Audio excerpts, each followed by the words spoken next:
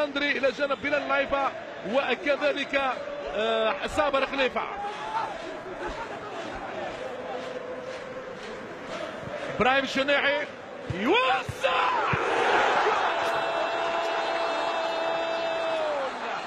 جول جول جول جول بلال اللايفا احمر وابيض يا سلام. الافريقي عقليه وبالراس وبالاقدام. النادي الافريقي مشاهدينا الكرام يبدا رحله البحث عن السيطره الافريقيه. العب يا الافريقي شعبك اكيد وراك.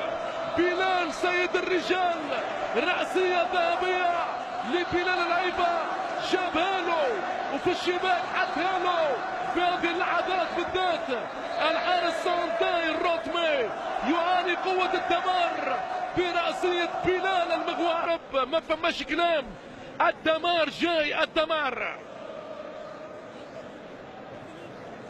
انذار لدومبيا المدافع الايسر المتصفى بضربة جزاء. والدراجين امام الكرة. المايسترو دراجي امام الكرة في حواره مع سانتاي الروتمي. يتقدم أسامة يمشي الهوينة ملكا أسامة. إذا أسامة الدراجي جول جابها له على يساره حطها له ما شاف منها حتى شيء. هو الحارس سانتاي الروتمي يعاين الاضرار خارج الديار دراجينو في الهدف الثاني. الاحمر وابيض يا سلام. النادي الافريقي يتسلطن في الملعب الاولمبي بيراميدز بفرحه جمهوره. يسجل كل حضوره رغم المحاولة. سانتاي الروتمي ما يعرفش انه الدراجي خبير في الكرة الافريقية.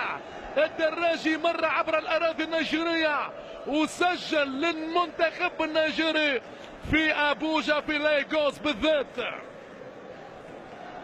نادر الغندري يخسر التوزيع والتمهيد التصويب والهدف الاول لفريق الريفرز يونايتد النيجيري في 52 دقيقة لعب. يعطي منطلق جديد للمباراة. النادي الافريقي الان يلعب بالنار. الفريق النيجيري قلنا عبر اخطر لاعب في الفريق المهاجم ايكبونو يتمكن من التصويب ويغالط فاروق بكرة زاحفة ويرجع الاماني النيجيرية. كرة مرتدة في دفاع النادي الافريقي ما بين فخر الدين الجزيري وعلي العابدي.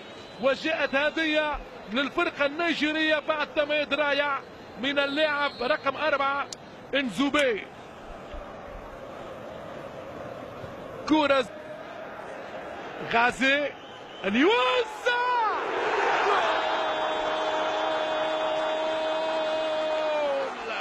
الهدف الثالث بالنيران. يكتوي بالنيران الصديقة فريق ريفرز يونايتد. هو قلب الدفاع يوفي تواتشي يغالط حارسه سانتاي الروتمي ويعطي الابتسامة للنادي الافريقي تحت دائرة التهديد لماتيو روزيكي. 3-1 للكلوب في توقيت اكثر من ممتاز. غازي العيادي في التوزيع وتواتشي يغالط حارسه ويعطي للجمهور الغالية اجمل ابتسامة. 3-1 مشاهدينا الكرام.